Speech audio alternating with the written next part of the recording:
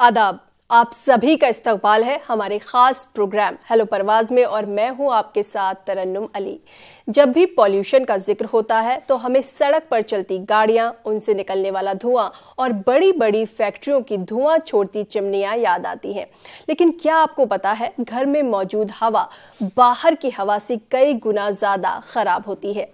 अपनी सेहत को दुरुस्त रखने के लिए हम क्या कुछ नहीं करते, लेकिन इस बात का बिल्कुल ख्याल नहीं करते कि क्या आपके घर के अंदर की हवा सही है या नहीं, जिसे आप सांस के जरिए 24 घंटे अंदर खींचते हैं।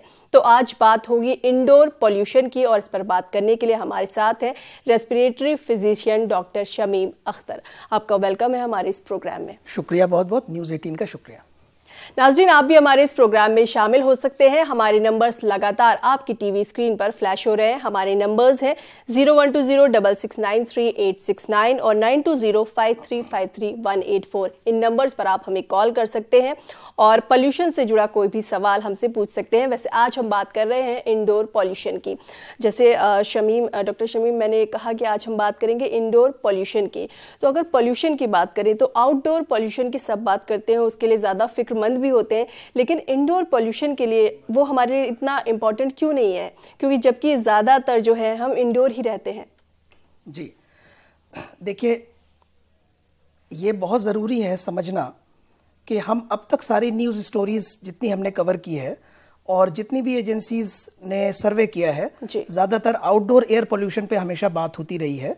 और एयर क्वालिटी इंडेक्स से हम सब जानते हैं कि उसकी मालूमात की जाती है, लेकिन जो घर की हवा है, इंडोर एयर है, उसके बारे में हम कोई बात नहीं करते।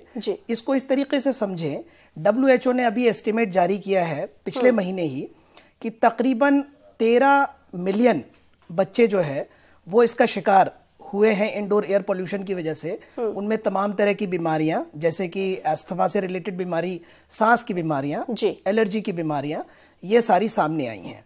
और बहुत सारे बच्चों की और बहुत सारे बड़ों की पोल्यूशन की वजह से मौतें भी सामने आई हैं। और दूसरा मसला ये है कि एक रूल है, रूल ऑफ 90 जिसे कहते हैं, उसको समझना बेहद जरूरी है कि हमारा अक्सर जो वक्त है वो घर के अंदर इंडोर में बीतता है, चाहे वो घर के अंदर बीते, चाहे वो ऑफिस के अंदर बीते, चाहे स्कूल के अंदर बीते।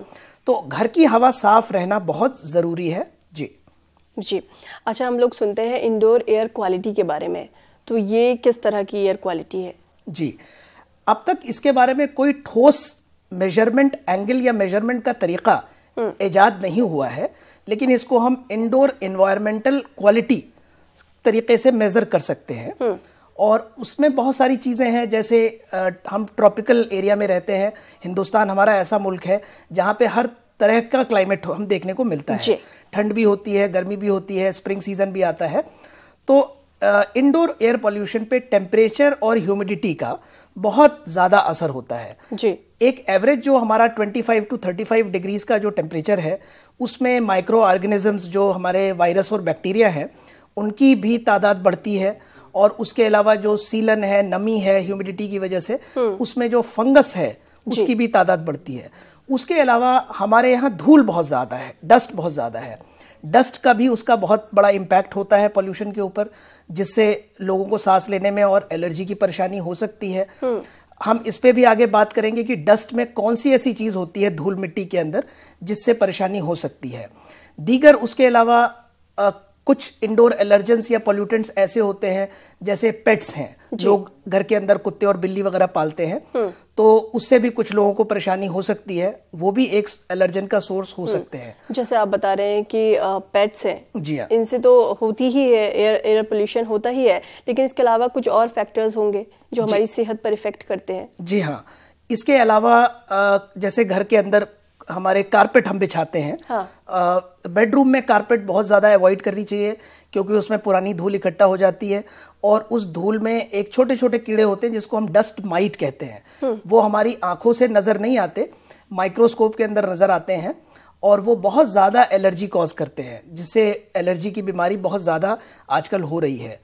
उसके अलावा घर में हम कई बार आपने देखा होगा, घर में जो प्रेयर्स वगैरह होती है, पूजा पाठ होता है, उसमें हवन सामग्री इस्तेमाल होती है। जो लोग धूप बत्ती, अगरबत्ती वगैरह जलाते हैं, इंसेंस स्टिक्स, जी, उसमें से भी बहुत सारे केमिकल्स, क्योंकि आपको मालूम है ये सारे केमिकल्स हैं, केमिकल्स से बनते हैं। तो जब उनको हम बर्न करते हैं तो उसमें से गैसेस निकलती हैं, कार्बन डाइऑक्साइड, कार्बन मोनोऑक्साइड, ये तो सभी लोगों को पता है, और वो हमारे लंग्स के लिए बेहद नुकसानदायक हैं। न केवल लंग्स के लिए, फेफड़ों के लिए नुकसानदायक है, दिमाग के ऊपर भी इसका काफी असर होता है, और बच्चों में इससे मेंटल रिटार्डेशन, दिमाग तेजी से न बढ़ पाने की शिकायत भी बहुत देखी जा रही है आजकल। जैसे आप बता रहे हैं कि घर के अंदर लोग पूजा करते हैं, कई सारी ऐसी चीजें जलाते हैं, जैसे धूप बत्ती है या अगरबत्ती है, उससे एक धुआं होता है जो कि नुकसानदेह है हम सभी की सेहत के लिए। फिर भी देखिए पूजा तो लोग करेंगे ही, तो इसके लिए क्या सही तरीका हो सकता है? जी हाँ, बेशक बहुत बिल्कुल मुनासिब बात है कि हम किसी को उसकी रिलीजियस एक्टिविटी से रोकना हमारा कोई मकसद नहीं है, लेकिन इसको समझना जरूरी है। जैसे अगर आप कर रहे हैं तो उस वक्त आप विंडोज को, वेंटिलेशन को खोल के रखें, एयर कंडीशंस का इस्तेमाल ना करें, क्योंकि आपको पता है कि अगर आपने क्लोज रूम रखा हुआ है तो हवा उसी में सर्कुलेट हो रही है। बाहर तो क्या होता है कि खुली हवा में हवा की वजह से पॉल्यूटेंट्स उड़ जाते हैं, लेकिन अगर आप एक सपोज कर लीजिए 12 बाई 12 के कमरे में हैं और सारे पॉल्यूटेंट्स सस्पेंडेड हैं, एटमॉस्फेयर में, हवा में सस्पेंडेड है और वहीं पे फ्लोट कर रहे हैं, और उसी को आप घूम फिर के सारा इनहेल कर रहे हैं, जो कि आपके रेस्पिरेटरी सिस्टम को डैमेज कर रहा है और दूसरे सिस्टम को भी, कार्डियक सिस्टम को भी नुकसान बहुत ज्यादा पहुंचा रहा है। तो इस चीज को समझना है कि जिस वक्त आप ये कर रहे हैं उस वक्त आपको वेंटिलेशन अच्छा रखना है, एयर कंडीशनिंग का इस्तेमाल या हीटिंग सिस्टम का इस्तेमाल उस वक्त नहीं करना है, ये बहुत जरूरी है। अच्छा, अगर हम पोल्यूशन की बात करें तो आउटडोर पोल्यूशन का लेवल जब भी हाई होता है तो सभी को मालूम चल जाता है कि आजकल बाहर जाएं तो मास्क लगाएं, ये तरीका अपनाएं, लेकिन जब इंडोर पोल्यूशन लेवल हाई हो, हमारे घर की हवा अच्छी ना हो, तो हमें कैसे मालूम चलेगा? जी देखिए, इसके कुछ सिम्टम्स हैं जिससे आप ये समझ सकते हैं कि हमारे घर की हवा काफी खराब है। जैसे आंखों में जलन होना, अच्छा, आंखों से बार बार पानी आना, गले में खराश रहना और नाक से पानी आना, छींके आना और घुटन महसूस होना और सर में दर्द होना। जी। अगर आपको इनमें से कोई भी सिम्टम आ रहा है या आपके घर में किसी को भी आ रहा है, खासतौर से बच्चों को या बुजुर्गों को, जिसको हम वल्नरेबल एज ग्रुप कहते हैं, वल्नरेबल मतलब जो बीमारियों के लिए ज्यादा सेंसिटिव हैं, तो अगर इनमें से किसी को इस तरह की कोई परेशानी महसूस हो रही है तो आप तुरंत या तो अपने डॉक्टर से कंसल्ट करें और या फिर इस बात का पता लगाएं कि आपके घर में इंडोर एयर कैसी है। उसका तरीका है, घर में इंडोर एयर मापने के लिए भी आजकल थर्मामीटर्स आ गए हैं जो घर के अंदर की एयर क्वालिटी आपको बता सकते हैं। जी, एक कॉलर हमारे साथ दिल्ली से जुड़ गए हैं, प्रवीण। हेलो हेलो हेलो जी प्रवीण, बताएं क्या सवाल है आपका? मेरा सवाल ये है कि सर मेरे को ब्रीदिंग का प्रॉब्लम है और जब भी मैं जिम जाता हूँ, वहाँ पे मैं रनिंग या कार्डियो कुछ भी करता हूँ तो मुझे चेस्ट में पेन शुरू हो जाता है। तो क्या मैं आउटडोर में जाके ये एक्सरसाइज वगैरह कर सकता हूँ या नहीं कर सकता सर्दियों में या गर्मियों में? जी प्रवीण साहब, आपको ये परेशानी कितने दिनों से पेश आ रही है?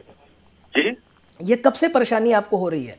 ये जब आप जिम करते हैं तो आपका... मैंने सर 2-3 बार पैटर्न नोट किया, मैं जब भी जिम ज्वाइन करता हूँ 2-3 दिन के अंदर ही मेरे को ये प्रॉब्लम जनरेट होनी शुरू हो जाती है, और जब मैं नॉर्मल ऐसे रहता हूँ तो मुझे कोई दिक्कत नहीं होती, लेकिन मैं घर जाता हूँ तो मुझे वीजिंग हो जाती है, चेस्ट में पेन हो जाता है जी, और उसके बाद क्या कहते हैं मैं जिम कंटिन्यू नहीं कर पाता। प्रवीण साहब, आपको ऐसा लगता है एक्सरसाइज इंड्यूस्ड एस्थमा है। ये एक एंटिटी होती है जिसमें जब आप बहुत ज्यादा वर्जिश कर लेते हैं, चाहे वो कार्डियो कर लें या आप दौड़ लगा लें, जिम कर लें, उसके बाद आपको सांस में घुटन, सीने में दर्द और वीजिंग स्टार्ट हो जाती है। इस कंडीशन को हम एक्सरसाइज इंड्यूस्ड एस्थमा कहते हैं। लेकिन इसका मतलब ये नहीं है कि इस एक्सरसाइज को आप छोड़ दें, क्योंकि एक्सरसाइज आपकी हेल्थ के लिए बाकी मानों में बहुत ज़्यादा ज़रूरी है। इसके लिए आप एक PFT टेस्ट होता है, पल्मोनरी फंक्शन टेस्ट, वो आप करवा लें, उससे पता चल जाएगा कि आपको एस्थमा तो नहीं है। उसके बाद जब आप एक्सरसाइज के लिए जा रहे होंगे तो एक बहुत सिंपल इनहेलर आता है, वो आप उसको इस्तेमाल कर लें। और अपने डाइट का बड़ा खास ख्याल रखें, खाने पीने का। आपको कुछ डाइट्स ऐसी हैं जो आपको इन चीज़ों से प्रोटेक्ट करेंगी, जिनमें काफ़ी एंटीऑक्सीडेंट्स हैं, जैसे सिट्रस फ्रूट्स हैं जिसमें कीनू और मौसमी संतरा वगैरह आता है, और उसके अलावा कुछ चीज़ें ऐसी हैं नेचुरल में, जैसे तुलसी है, अदरक है, इसका भी आप इस्तेमाल कर सकते हैं। ये भी काफ़ी अच्छी साबित होंगी आपके लिए। लेकिन सबसे पहले ज़रूरी है एक आप चेस्ट फिजिशियन से मिलें और अपना पल्मोनरी फंक्शन टेस्ट कराएं। आपको एक्सरसाइज इंड्यूस्ड एस्थमा की प्रॉब्लम है, लेकिन एक्सरसाइज ना छोड़ें, आप जेंटल कार्डियो एक्सरसाइज करते रहें। जी, अगर घर की हवा खराब है तो उससे सांस की कौन कौन सी बीमारियां हो सकती हैं? देखिए, बेसिक स्टार्टिंग से तो एलर्जी के सिम्टम्स आ सकते हैं, जैसे मैंने अभी जिक्र किया था कि आपकी आंखों से पानी आ सकता है, आपके गले में खराश रह सकती है, आपको खुश्क खांसी हो सकती है, गला बैठ सकता है, और आखिर में अगर परेशानी बहुत ज़्यादा बढ़ जाती है और जो एलर्जेंस हैं, पोल्यूटेंट्स हैं, उनका एक्सपोजर बहुत ज़्यादा सीवियर है, क्वांटिटी बहुत ज़्यादा है, तो आपको एस्थमा की प्रॉब्लम भी हो सकती है। इसके अलावा बहुत लंबे टाइम तक अगर आप एक्सपोज रहते हैं तो कार्डियक प्रॉब्लम, हार्ट की दिक्कतें भी हो सकती हैं, जिसमें से हार्ट अटैक तक हो सकता है अगर बहुत ज़्यादा पोल्यूटेड एटमॉस्फेयर में आप रहते हैं तो।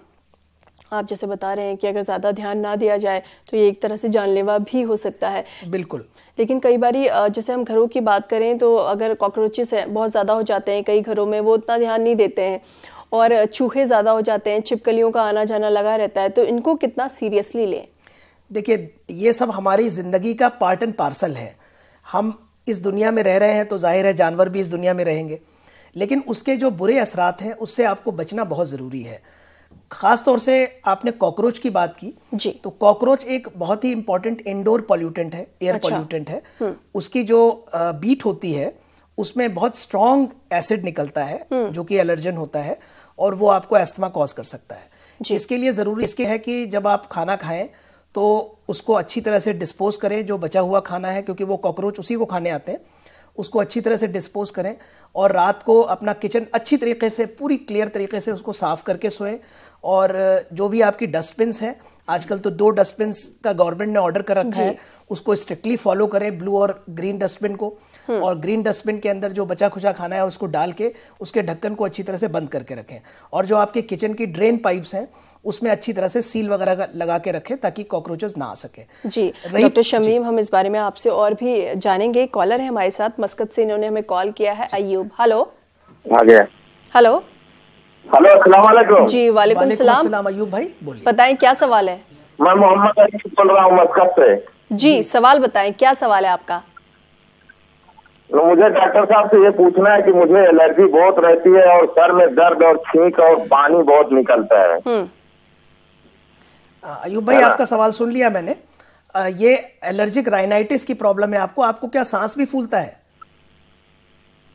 नहीं, सांस तो नहीं फूलता जी, लेकिन एलर्जी, बस यही एलर्जी होती है, छींक बहुत आती है, बहुत ज्यादा छींक आती है। आप मस्कत में रहते हैं तो घर के अंदर कारपेट इस्तेमाल करते हैं? जी नहीं, कारपेट नहीं, हमारे घर में टाइल्स लगी हुई है। टाइल्स लगी हुई है, ये बहुत अच्छी बात है। आपको एलर्जिक राइनाइटिस है, इसमें पता लगाना जरूरी है कि किस चीज से आपको एलर्जी हो रही है। ये अपने आसपास या तो आप देखें कि कोई पेड़ पौधा ऐसा है जिससे आपको एलर्जी हो रही है, क्योंकि उसके पोलन जो होते हैं, जो बुर होते हैं पेड़ पौधों के, उससे जो जंगली घास होती है उससे हो सकती है, घर के अंदर पुरानी जमा धूल से हो सकती है। इसके लिए एक बहुत सिंपल टेस्ट होता है, उसको हम एलर्जी टेस्ट या स्किन प्रिक टेस्ट भी कहते हैं। चूंकि आप मस्कत में हैं, वहाँ के कायदे कानून के हिसाब से आपको फॉलो करना पड़ेगा। आप वहाँ के जो नियरेस्ट आपकी फिजिशियन डिस्पेंसरी है या जो आपका हेल्थ सेंटर है वहाँ के ऊपर विजिट करें और डॉक्टर से कहें कि मुझे एलर्जी का टेस्ट करवाना है, तो वो एलर्जी का टेस्ट करके पता कर सकते हैं कि किस चीज़ की एलर्जी है, और उसके मुताबिक आपका इलाज मुकम्मल हो सकता है। अभी के लिए यह है कि आप एक एलर्जी की टैबलेट, जिसको हम एंटी एलर्जिक टैबलेट कहते हैं, वो, और साथ में नेजल स्प्रे, नाक में डालने का एलर्जिक स्प्रे होता है, वो इस्तेमाल कर सकते हैं। जी डॉक्टर शमीम, आप हमें बता रहे थे कि क्या इंडोर वो कौन सी चीज़ें हैं जो पोल्यूशन फैलाती हैं घर के अंदर? जी हाँ, देखिए, इसको हम 2 तरीके से डिवाइड कर सकते हैं। एक तो नेचुरल पॉल्यूटेंट्स हैं जिस पे आपका कोई काबू या कंट्रोल नहीं है जी। जैसे हवा में हम ऑक्सीजन ले रहे हैं और कार्बन डाइऑक्साइड छोड़ रहे हैं, तो ये एक नेचुरल पॉल्यूटेंट है जो कि कार्बन डाइऑक्साइड है, इस पे आपका कोई कंट्रोल नहीं है। दूसरा जो आपने शुरू में जिक्र किया था कि गाड़ियों का धुआं, हाँ। तो गाड़ियों का धुआं सिर्फ घर तक बाहर तक महदूद नहीं है, हाँ। उसके असरात घर के अंदर भी आ रहे हैं। जैसे कार्बन मोनोऑक्साइड की गैस है, बेंजीन, आजकल हम लोग जो ये फ्यूल यूज कर रहे हैं सीएनजी, उसमें बेंजीन निकलती है। बेंजीन भी बहुत स्ट्रॉन्ग इरिटेंट है। तो ये सारी चीजें तो नेचुरल इसमें आ जाती हैं। कुछ चीजें ऐसी हैं घर के अंदर, पुरानी धूल है, फंगस के स्पोर्स हैं, और कॉकरोचेस हैं, पेट्स हैं, और कुछ गैसेस हैं जो घर के अंदर पोल्यूशन कॉज कर सकती हैं। जी एक कॉलर हमारे साथ दिल्ली से जुड़े हैं, जमाल अहमद। हेलो जी अस्सलाम वालेकुम। जी वालेकुम सलाम, बताएं क्या सवाल है आपका? जी जी डॉक्टर साहब, मेरा सवाल ये है कि मेरी वाइफ जॉब करती हैं, दिन में तो वो बाहर रहती हैं, दिन में तो बाहर रहती हैं तो वो ठीक रहती हैं, लेकिन इवनिंग में जब शाम में घर आती हैं तो उनको गले में खराश महसूस होने लगती है और छींकें भी आती हैं, नाक में से पानी आने लगता है घर में जब आती हैं। जी, तो इसके लिए क्या करना चाहिए? कोई एयर प्यूरिफायर वगैरह हम घर में लगा सकते हैं? बिल्कुल बिल्कुल, आपको आपके सवाल का जवाब मिलेगा। डॉक्टर शमीम इनके सवाल का जवाब देंगे। डॉक्टर शमीम, एक कॉलर ने हमें अभी कॉल किया था ब्रेक पे जाने से पहले, जमाल अहमद ने दिल्ली से। इनका सवाल था कि वाइफ जो है इनकी जॉब करती हैं, लेकिन जब भी वो शाम को घर में आती हैं तो उन्हें एलर्जी होने लगती है, कई चीज़ों से प्रॉब्लम होने लगती है, तो क्या ये इंडोर पोल्यूशन हो सकता है? जी, जमाल साहब ने जो सवाल किया है ये डेफिनेट है, इसमें कोई शक और गुरेज नहीं है कि ये इंडोर एलर्जन से उनको परेशानी हो रही है। तो जैसा कि मैंने पहले भी जिक्र किया था, कई तरह के इंडोर एलर्जन्स हैं जिसमें सबसे ज्यादा कॉमन डस्ट माइट है। ये देखा गया है, अभी हमारे यहाँ पटेल चेस्ट में बहुत बड़ी स्टडी हुई थी, उसमें ये देखा गया है कि 60 to 70% जिन लोगों को इंडोर एलर्जन से एलर्जी है उन्हें dust might, house dust might, जिस कीड़े की मैंने बात की थी जो पुरानी जमा धूल के अंदर होते हैं, जो कारपेट्स में होते हैं, जी हाँ, जो कारपेट्स में हो सकते हैं, पर्दों में हो सकते हैं, आपके बेड में हो सकते हैं। तो इसके लिए कुछ चीजें बहुत जरूरी हैं समझना आपको एलर्जन अवॉइडेंस डस्ट माइट के लिए। एक तो ये कि घर के बेडरूम में कारपेट बिल्कुल ना इस्तेमाल करें, पर्दे हर 2 हफ्ते पे उसकी सफाई होनी चाहिए, धुलाई होनी चाहिए, और जो आपके बेड कवर्स हो, जो बिस्तर है, वो बहुत मोटा गद्दे वाला नहीं होना चाहिए जो धूल को अट्रैक्ट करे, वो पतला गद्दा होना चाहिए उसके लिए। और जब भी आप धूल को साफ करें तो ये ध्यान रखें कि जो एलर्जी का मरीज है या अस्थमा का मरीज है वो कमरे के अंदर ना हो, और उसको गीले कपड़े से साफ करें, सूखे कपड़े से या झाड़ू से बिल्कुल साफ ना करें, और गीला कपड़ा मारे, झाड़ू जो भी लगानी है वो जमीन पे लगाए। और इसके अलावा पता करने के लिए, जैसे मैंने पहले कॉलर को भी बताया था कि उसके लिए एक एलर्जी का टेस्ट होता है जी, आप अपने पास के किसी भी चेस्ट फिजिशियन से मिल सकते हैं, या आप मुझसे भी, चूंकि दिल्ली में रहते हैं, तो राब्ता कायम कर सकते हैं, और हम इनका एलर्जी टेस्ट करके ये पता कर सकते हैं कि इनको धूल में किस चीज से या किस चीज की एलर्जी है, ताकि उसका आगे इलाज कर सकें। इन्होंने प्यूरिफायर्स के बारे में पूछा था, आजकल बहुत तरह के प्यूरिफायर हैं, क्या कितना काम करते हैं ये? जी हाँ, बहुत बिल्कुल। दूसरा सवाल इनका एयर प्यूरिफायर के बारे में था। देखिए, एयर प्यूरिफिकेशन जो है वो 365 डेज का जॉब है। ये ऐसा नहीं है कि एक दिन हमने एयर प्यूरिफाई कर दी और हो गया। It's a 24 hours and 365 days job. और एयर प्यूरिफायर्स जो है वो बहुत ज़्यादा इफेक्टिव हैं। अभी बहुत सारी स्टडीज़ हुई हैं एयर प्यूरिफायर के बारे में के बारे में कि उनके बेनिफिशियल इफेक्ट्स क्या हैं। लेकिन चूंकि जब जिस चीज़ की मार्केटिंग होने लग जाती है तो उसके आगे नुकसानात भी काफ़ी ज़्यादा पता चलते हैं। तो बहुत तरह के मार्केट में आपको अवेलेबल मिल जाएंगे एयर प्यूरिफायर, पर समझना ज़रूरी यह है कि एयर प्यूरिफिकेशन कई लेवल्स पे होता है। तो आप जो भी एयर प्यूरिफायर चूज़ करें, बहुत सेलेक्टिव होकर के चूज़ करें, जिसमें कम से कम 4 से 5 फिल्टर्स होने चाहिए। जो पहला फिल्टर होता है उसको हम प्री फिल्टर कहते हैं, वो हमारे जो जीवाणु है, वायरसेस और बैक्टीरिया, उनको ट्रैप करता है।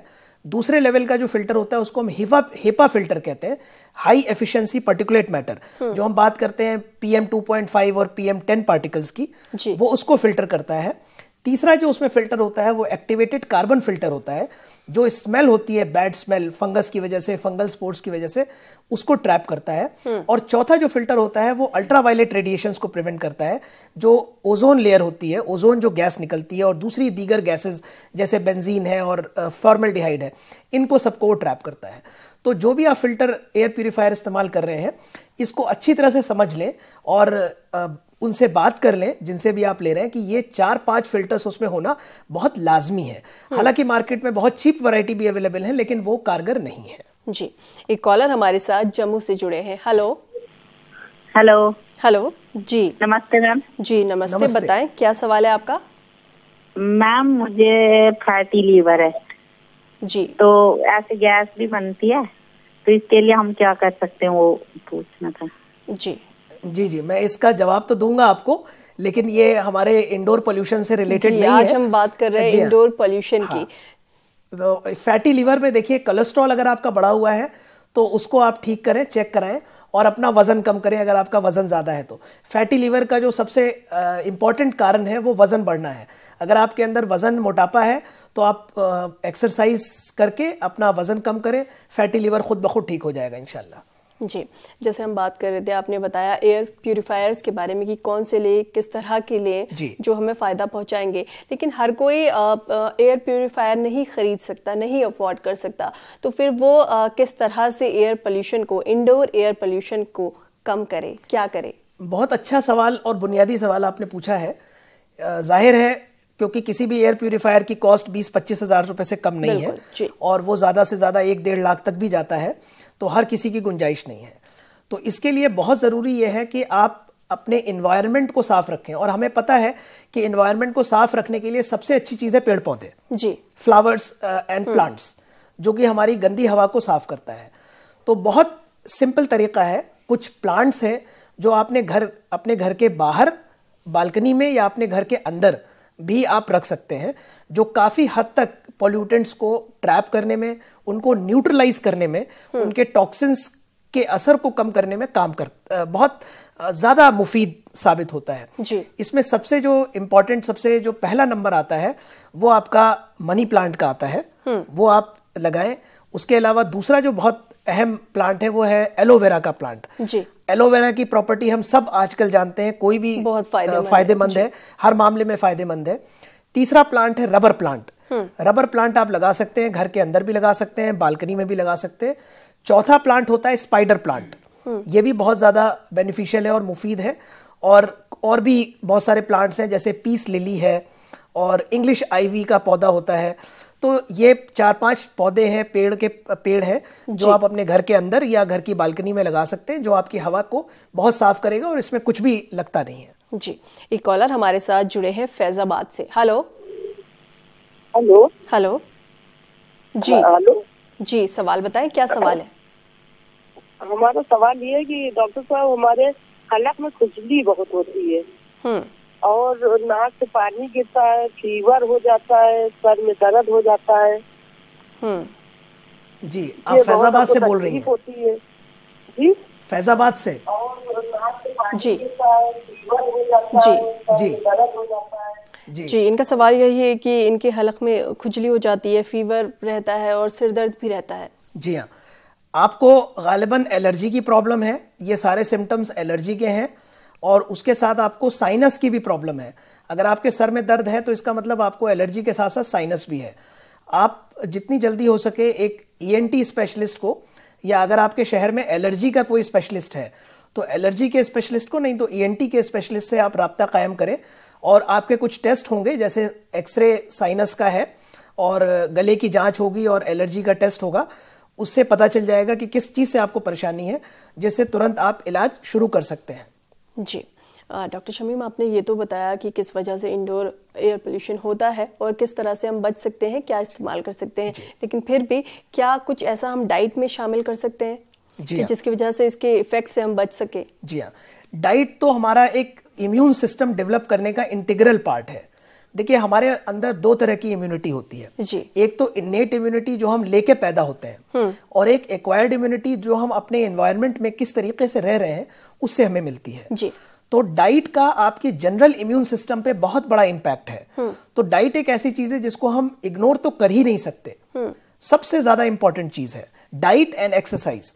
तो इसके लिए आप ग्रीन वेजिटेबल्स जितनी ज्यादा से ज्यादा हो सके, वो सब्जियां जिसमें एंटीऑक्सीडेंट जैसे कैरेट है, रेडिश है, टर्निप है, बीटरूट है, शलगम, गाजर, चुकंदर, इस तरह की चीजें हैं, पालक, और सिट्रस फ्रूट जैसे मैंने आपको पहले भी बताया कि संतरे, मौसमी, कीनू, जो इस तरह के फल हैं, और पोमेग्रेनेट।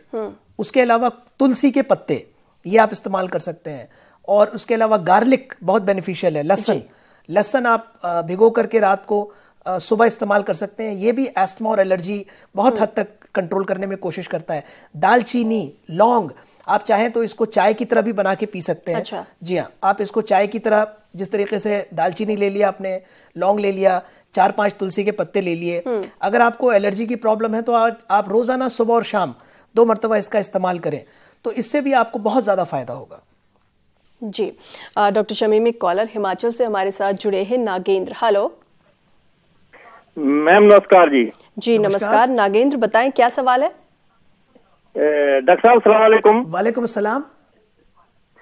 सर मैं नागेंद्र सिंह नेगी बोल रहा हूँ, सरका घाट मंडी हिमाचल प्रदेश से। मेरा सवाल ये है कि हम जैसे हिमाचल में ठंड होती है बहुत ज्यादा जी, तो घरों के अंदर जो हम अंगीठी जलाते हैं या एक कांगड़ी होती है बिस्तर के अंदर, उसको रख लेते हैं कोयले से जलने वाली, या फिर हीटर जलाते हैं, तो ये जो एनवायरनमेंट के लिए, इंटरनल एनवायरनमेंट के लिए कौन सी सबसे ज्यादा मुफीद जो साधन है वो हमारा रहेगा?